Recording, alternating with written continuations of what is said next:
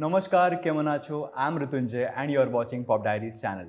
Just setting the West Bengal mood, not for the real, but for the interview, because today we are in conversation with the cast, the team, and the crew of the Diary of West Bengal. Hello, everyone. Hi. Welcome to Pop Diaries channel. So, as a regular moviegoer and a cinema enthusiast, I always look for the new content, new stories, or just to particularly mention new stories. And when I was watching the snippets of the Diary of West Bengal, I was inching closer to those new stories, that new content, and that untold or unheard stories. And I just want to ask the whole and soul of the film, the director. You're the writer as well, and you have acted as well, right?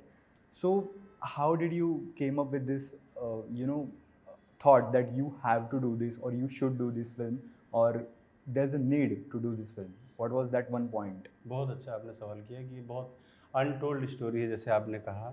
तो मेरी कोशिश यही रही है कि मैं इस film को एकदम अनटोल्ड बने, किसी से हमारी फिल्म का कंपेयर ना हो। आपने कहा कि कैसे आइडिया है कि इस फिल्म को बनाया जाए।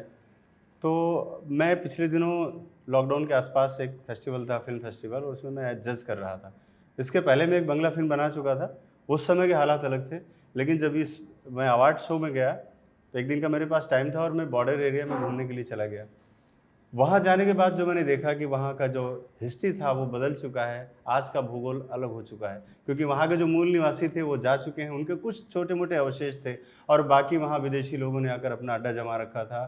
टेंटों में लोग रह रहे हैं, घरों में घर बना के लोग रह रहे हैं। वहाँ का जो सिनेरियो मैंने एक देखा तो मुझे लगा कि शायद इस पर्टिकुलर इसी एरिया में हो, लेकिन जब पता किया तो पता लगा ये बहुत बड़ी तादाद है, बहुत बड़ी आबादी है जो म्यांमार से आई है, जो बांग्लादेश के रास्ते से यहाँ पर आई है। यहाँ पर लोग ये बसे हुए हैं और उस एरिया में प्रॉपर जब पता करेंगे आप भी जाएंगे तो देखेंगे तो वहाँ पर क्राइम रेट हाई, भले ही आपस में ही लोग रहते लेकिन वहाँ पर भी क्राइम रेट है उनका, आपस में चोरी का, डकैती का, पर्स मारने का, ये सब सारी चीज़ें।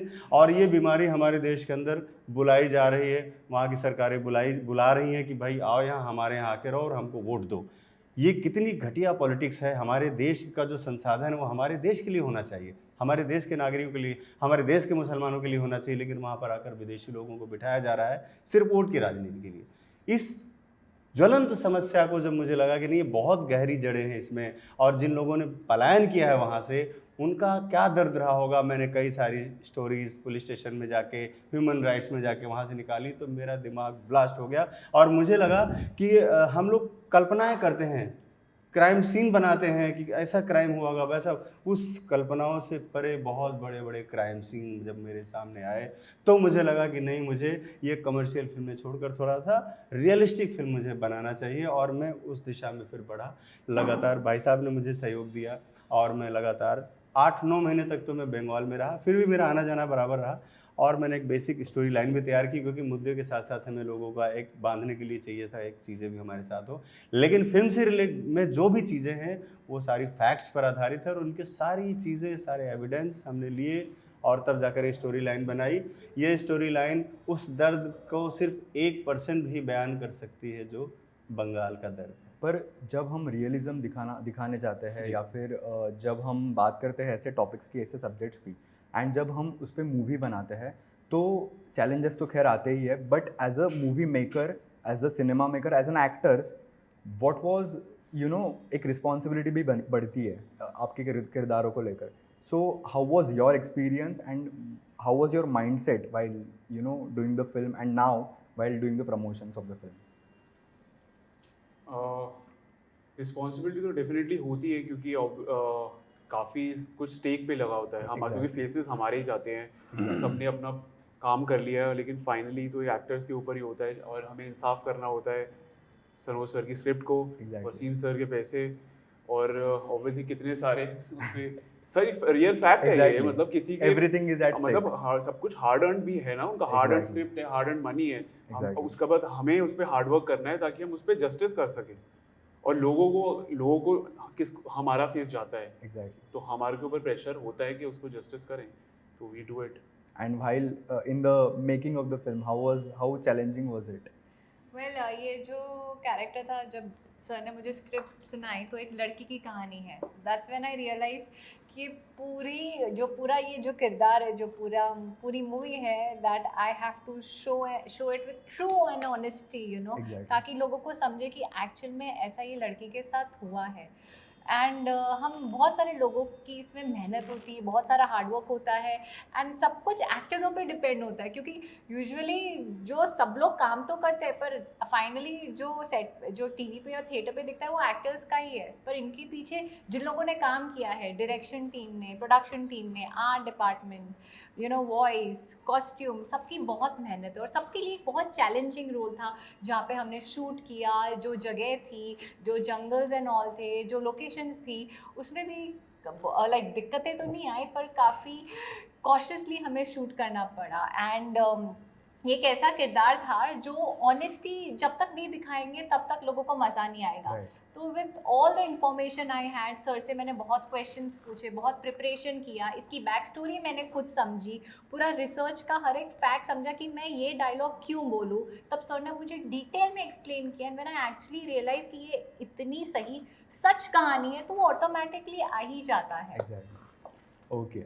So talking about the censorship and the censored board, the situation of censored board, I think the film got rejected at first from censor, and the why, like I want to know the reasons why the film was rejected.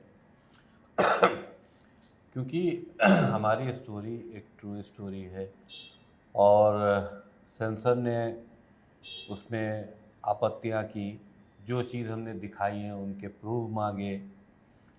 तो क्योंकि हमारे director जो इसके writer भी हैं वो इस पे बहुत वर्क कर रहे थे और इन्हीं ने सारे कलेक्शंस उसके कर रखे थे, ह्यूमन राइट्स से, अदालतों की रिट से या थानों से। Yeah. तो वो सारे फैक्ट्स हमारे पास पेपर डॉक्यूमेंट्स थे, तो वो हमने सेंसर में दिखाए कि ये सारी चीज़ें असलियत हैं। तो बहरहाल जब हमने उनको प्रूफ किया तो उन्हीं ने उसको सेंसर सर्टिफिकेट दिया ही। Yeah. और देखिए देना ही चाहिए, क्योंकि देश में इस वक्त जो हालात हैं आप सब लोग देख ही रहे हैं कि किस तरह से वो ताकतें जो कि विदेशी हैं भारत के फ़िज़ा को ख़राब कर रही हैं या भारत में भाईचारे को ख़राब कर रही हैं। उनके अपने मिशंस हैं, क्योंकि वो डैमेज करना चाहती हैं। जैसे पूरे वर्ल्ड में एक इस्लामिक इनकलाब सा आया हुआ है और जो जिहादी मूवमेंट हैं वो अपनी जगह ले रहे हैं और देश से देश लड़ रहे हैं। तो वो भारत को भी कहीं ना कहीं नुकसान पहुंचाना चाहते हैं, ग्राउंड लेवल तैयार करना चाहते हैं। तो इन सारी चीज़ों के ऊपर जब फिल्म की बात चली तो फिर सारी रिसर्च सामने आई। तो हमारी स्टोरी जो है वो बांग्लादेश के एक परिवार से शुरू होती है, जो एक परिवार था, हिंदू परिवार था, अनिल चंद नाम था उसका। ये रियल स्टोरी है। और वहाँ पर कुछ जो इस्लामिक जिहादी हैं उन्हीं ने उस परिवार पर अटैक किया काफिर कह के, और उनको उनके साथ में जुल्म ज़्यादती की और उनकी हत्याएं की। उसी में एक लड़की थी जो नाबालिग थी, 14 साल की, पूर्णिमा नाम था उसका। तो उसके साथ में गैंग रेप भी किया, माँ के सामने किया। तो ये क्योंकि ये बात को छुपा दिया गया था और इसको कोशिश नहीं की गई थी कि इसको लोग बाहर इसको लेके आए स्टोरी को या इसकी असलियत को दुनिया देखे, लेकिन कुछ छोटी मीडिया ने उसको कवरेज दिया और वो चीज़ सामने आई। तो उसमें एक अहम किरदार जो है वो हमारी फिल्म में भी माँ का है, जो अपनी लड़की जब उसका रेप हो रहा होता है, गैंग रेप, तो उसमें वो जो लोग उसमें दोषी होते हैं उसमें एक का नाम लेके कहती है कि अब्दुल अली एक एक करके करो वरना मर जाएगी मेरी बच्ची। तो जाहिर सी बात है उस वक्त माँ की क्या सोच रही होगी कि फिर जो भी हो रहा है कम से कम हमारी बच्ची तो बच जाए ज़िंदा, लेकिन वो बच नहीं पाई और वो उस गैंग रेप का शिकार हुई और मार दी गई।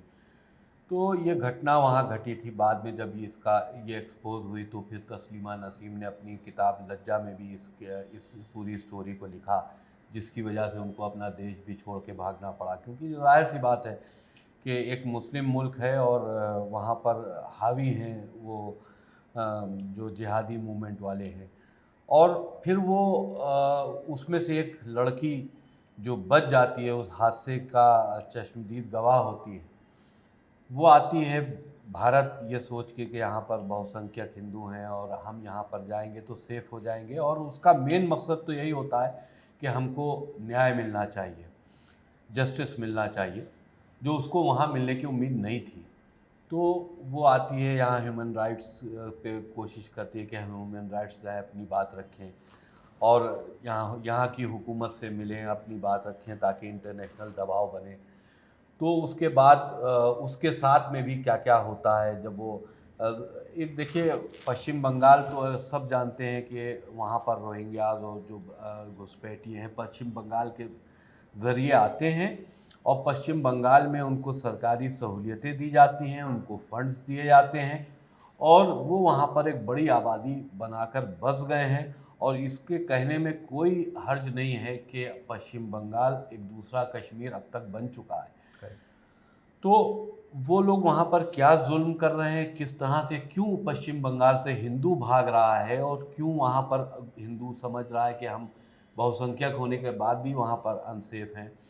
तो ये सारे मुद्दों को हमने क्यों दिखाने की कोशिश की है उसमें, और वो असलियत भी दिखाने की कोशिश की है कि किस तरह से वहाँ पर रोहिंग्याज और उनको शेल्टर दिया जा रहा है, कैसे वहाँ आतंक की खेती हो रही है, मदरसों के वहाँ पर क्या हालात हैं, किस तरह की मदरसों में टीचिंग हो रही है।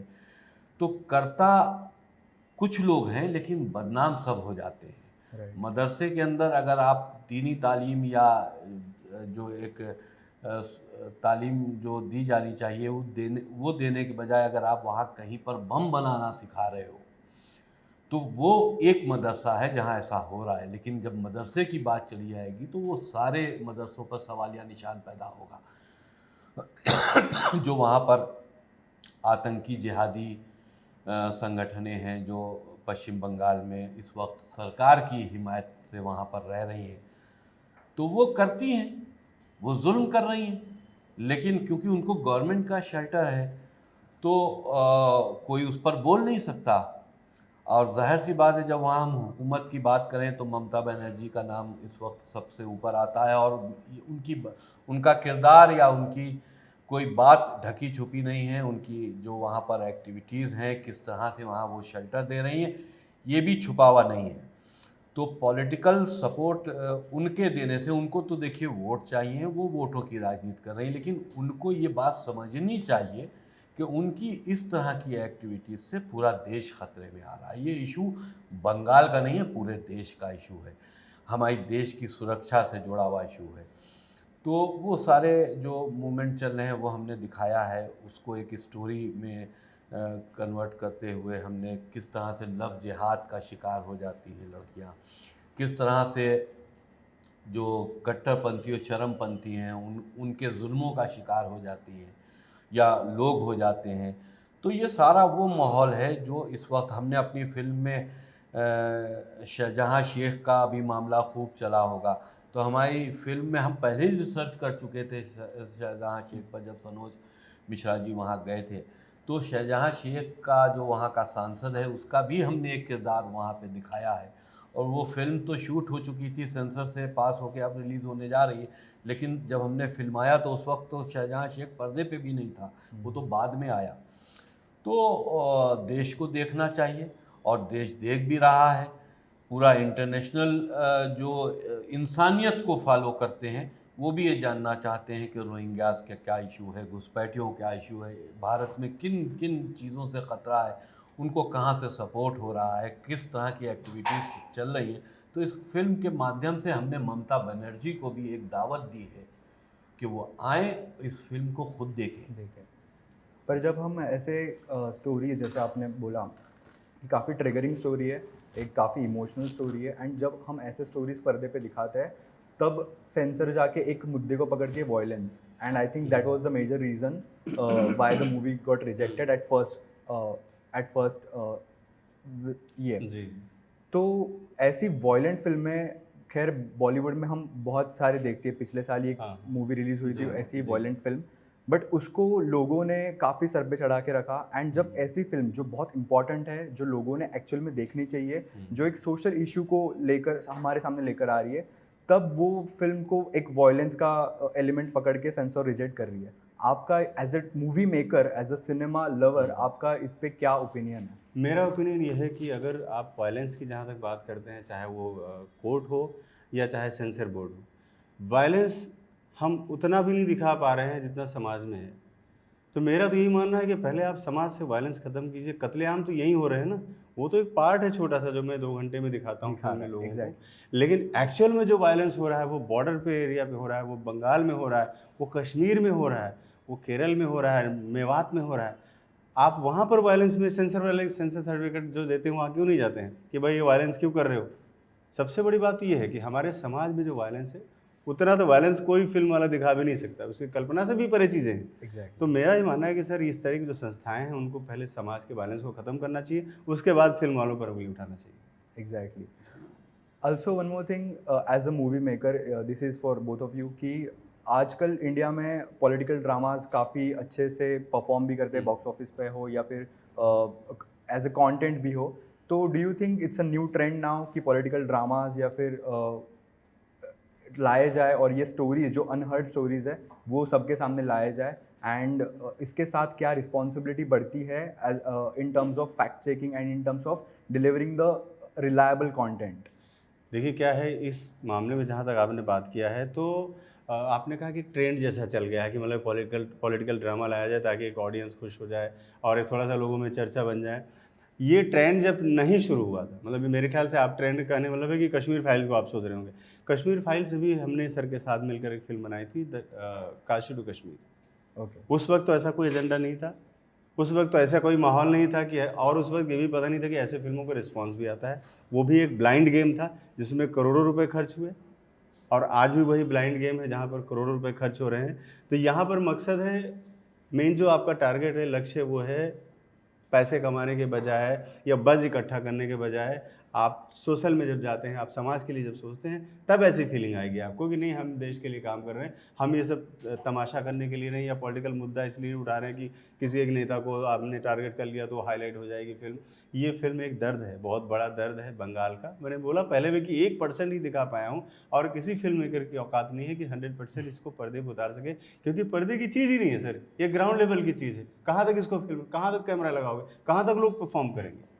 सही बात है। So moving to the characters of the film, Yajur, I think you are playing 2 characters in the film, and this is a huge step, I would say, कि playing negative and positive shades of characters. Yeah.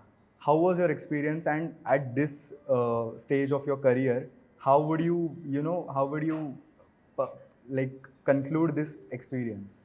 So first of all, this stage नहीं, क्योंकि this is my Exactly. debut film. Exactly. So it was challenging to play because I'm playing 2 characters, or in the first film only itself. But हाँ, under Sanoj sir की guidance बहुत अच्छे से उनकी script है, बहुत अच्छे से उन्होंने गाइड किया और उस पर मैंने वर्क किया। बाकी फिर अपना स्टडी वर्क किया मैंने उसके ऊपर, स्क्रिप्ट के ऊपर। और जैसे कि I am a theatre actor, मैंने मोर देन 5 ईयर से ज़्यादा थिएटर किया है और नंबर ऑफ प्लेस किए हैं, तो आई एम ऑलरेडी ट्रेंड। मैं उसको ऐसे नहीं बोलूँगा कि it was very difficult, but yeah उसमें I put in efforts to how to build a character sketch. और Right. यही हमारा टैलेंट है। Right. इस थिएटर को करने में एक प्ले में हम 5-6 महीने लगाते हैं, और अब हम उसको, अब टाइम नहीं होता यहाँ पे। That's why we are at this level कि यहाँ पे कट टू कट है कि अब Exactly. ऑन सेट परफॉर्म करना है, तो इसके लिए हम ट्रेन हो चुके हैं। तो it was creative on my part two create 2 characters, but it was not that कि बहुत मुश्किल था, but I put in my effort, sir की गाइडेंस, अपना एफर्ट, एंड मैंने कुछ अच्छा एक कैरेक्टर बनाया है, और जो आप लोग देखोगे तो बता पाओगे कि क्या कैसा परफॉर्म आपको, क्या कि मैं आपको रियलिटी से जोड़ पा रहा हूँ अपनी परफॉर्मेंस से या नहीं। मैंने अपनी 100% दिया है। Great. Arshin, your character was also very complex character, I would say, कि जैसा आपने भी बोला है कि एक आपका भी एक प्रिपरेशन रहा है। तो उस बारे में कुछ कि बिहाइंड द कैमरा आपने उस कैरेक्टर के लिए क्या चीज़ें आपने आपके अंदर लाई है? तो हाँ, ये कैरेक्टर जो सुहासिनी का है जो मैं प्ले कर रही हूँ, वो काफ़ी इंटेंस कैरेक्टर है। एग्जैक्टली। तो पहले तो मैंने सर से सर के पास टाइम ही नहीं रहता था, तो I used to keep telling sir मुझे शूटिंग से 2 दिन पहले मैंने सर मुझे लिखना है, मुझे वो कैरेक्टर बताइए बताइए बताइए, बट सर इतने बिजी थे विद अदर थिंग, बट मैं पीछे थी। फाइनली बैठ के सर ने मुझे पूरा बताया क्या है ये स्टोरी, क्या कैरेक्टर है, and then I wrote down all the points I thought were very important और ये इनबिल्ट आना चाहिए। एंड एज मैंने काम किया इंडस्ट्री में, मैंने काफ़ी थिएटर्स किए हैं, मैंने क्लासेस वर्कशॉप्स किए हैं, अतुल मुंगिया की सर की वर्कशॉप की। तो how to get into the character is a process. तो how to get into the character was listening to music, listening to keep seeing that stuff जो अभी मैंने यूट्यूब पे देखा। मैंने हर चीज़ के पीछे जस्टिफाई होता है कि नहीं मैंने सर से पूछा, और मैंने खुद भी देखा कि ये चीज़ जस्टिफाई है। तो जब भी कोई चीज़ जस्टिफाई होती है वो ऑटोमेटिकली अपने अंदर आ ही जाती है।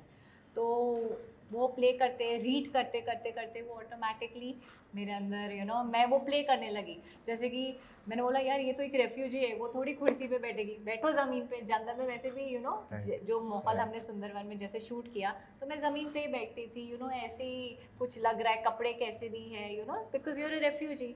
तो मैं खुद कैरेक्टर के अंदर जाने में भी मुझे मज़ा आ रहा था क्योंकि शूट करते करते खाना भी कभी नहीं मिलता था टाइम पे। एंड ओके, नहीं मिलना चाहिए ये कैरेक्टर को, मुझे वो फील करना है कि एक भूखा इंसान एक उसके ऊपर जो गुजरती है वो कैसे फील कर रही है, तो होने दो उसे। And I think that's the process to show realism on the camera. Yes. So, as I'm keep saying that untold stories and unheard stories, I have to say this, there's a difference between both these terms. क्योंकि कुछ कहानियाँ ऐसी होती है जो untold होती है, but कुछ कहानियाँ ऐसी हो जो unheard होती है। इसका मतलब ये कि लोग सुनना नहीं चाहते। लोग आपके ऐसे लोग मूवीज़ बना के ये कहानियाँ दिखा रहे हैं, बट कुछ हमारे इंडिया में ही ऐसे लोग हैं काफ़ी जो सुनना ही नहीं चाहते, जो इस कंटेंट को ग्रास्प पे नहीं करना चाहते। तो इस पे यही मेरा आखिरी सवाल है कि इस पे आप ऑडियंस को कैसे अपील करोगे कि इस कहानी को सुने भी और इस कहानी को एक जाने भी कि हमारे देश में क्या हो रहा है। एक्चुअल में ये सवाल मुझसे किया आपने, कोई भी आंसर कर सकता है। आप देंगे आंसर? बोल दीजिए। एक्चुअल में ऑडियंस की जहाँ तक आपने बात की, किस तरह के लोग बसते हैं, एक्चुअल में बसते भी हैं, वो लोग हैं सेकुलर। वो इस देश की सबसे बड़ी बीमारी है। वो जो सेकुलर है ना, वो बीमारी, क्योंकि वो किसी के नहीं बोलते, हम इसी के नहीं, लेकिन वो है एक्चुअल में उनके अंदर डर बैठा रहता है कि पड़ोसी कहीं बुरा ना मान जाए, इसलिए वो लोग ऐसी बातें करते हैं और इन चीज़ों से बचते हैं। हमारे आसपास ज़्यादातर लोग वही हैं, लेकिन ये सबसे बड़े खतरे की घंटी उनके लिए है। हमें उस ऑडियंस को हम लोग टारगेट कर रहे हैं जो इस खतरे का अंदाज़ा लगाना चाह रहे हैं कि हाँ खतरा कितना बढ़ रहा है, हमारे देश पर कितना बढ़ रहा है। आज बंगाल में है, बगल में लगा हुआ बिहार है, बगल में फिर यूपी है, फिर कहाँ भागोगे? इस देश से कहाँ के भाग के जाओगे? शेख हसीना तो भाग के भारत आ गई, आप कहाँ जाओगे? मेरी फिल्म का जो ऑडियंस वो होगा जिसके अंदर इस बात का डर है कि हमारा देश गलत रास्ते पे जा रहा है। सही बात। वो हमारा, और ये सेकुलर वाले जो बीमारी वाले लोग, ये तो नहीं है, और हम लोग इनको इंसान भी नहीं मानते, एक्चुअल में इंसान नहीं मानते। कुछ तो रहो आप, हिंदू रहो, मुसलमान रहो, सिख ईसाई रहो, सेकुलर क्या होता है? नपुंसक? तो नपुंसकों के लिए फिल्म नहीं है सर। वसीम जी, आपके लिए एक आखिरी सवाल। आपने ये कहा भी है कि एक पर्सनल जर्नी है, ये फिल्म आपके लिए बहुत मायने रखती है, पर इस टॉपिक को और कौन से तरीके से एड्रेस किया जाता है रादर देन फिल्म? इस टॉपिक को कैसे लोगों के सामने लाया जा सकता है? देखिए, क्योंकि एक ये ट्रू स्टोरी है और फिल्म लोग देखते हैं, ज़्यादातर जो बड़ी बड़ी फिल्में आती हैं 2-2, 250, 300 करोड़ का एक बजट होता है, वो एक इंटरटेनमेंट के लिए फिल्में होती हैं, लोग देखते हैं और एक 2-2.5 घंटे उसमें अपना एंजॉय करके आ जाते हैं। लेकिन हम ये समझते हैं कि हम कम बजट की फिल्म है, क्योंकि मेरे पास इतना दायरा नहीं था कि हम बहुत बड़ी फिल्म बनाते। कम बजट की फिल्म में हमने दिखाना चाहा है हिंदुस्तान का दर्द, एक माँ का दर्द, रोहिंग्यास जो देश की प्रॉब्लम्स हैं वो, उनकी फंडिंग, उनको सपोर्ट, तो देश को देखना चाहिए। ओके। बड़े बजट की फिल्में तो सभी देखते हैं, हम लोग छोटी बजट की हैं, लेकिन एक मिशन के तहत हम काम कर रहे हैं हम इस देश के लिए काम कर रहे हैं, हमारे मिशन का हिस्सा बनिए, हमारी फिल्म को ज़रूर देखिए। आप जब देखेंगे तो आप में भी ये जज्बा पैदा होगा कि आप जुल्म के ख़िलाफ़ उठकर खड़े हों। ये कमज़ोरी जो हमारे के अंदर सेकुलरिज्म की है, इसको दूर करना चाहिए। जालिम किसी भी धर्म जाति का हो सकता है, लेकिन जालिम जालिम है। जालिम के ख़िलाफ़ आवाज़ ज़रूर उठनी चाहिए। And I think and on that note we should end this interview and wishing you all the best for the Thank film. you. And the film is releasing on 30th August in theaters. So please do watch, and thank you so much for being on Pop Diaries. Thank you so Thank much. you. Thank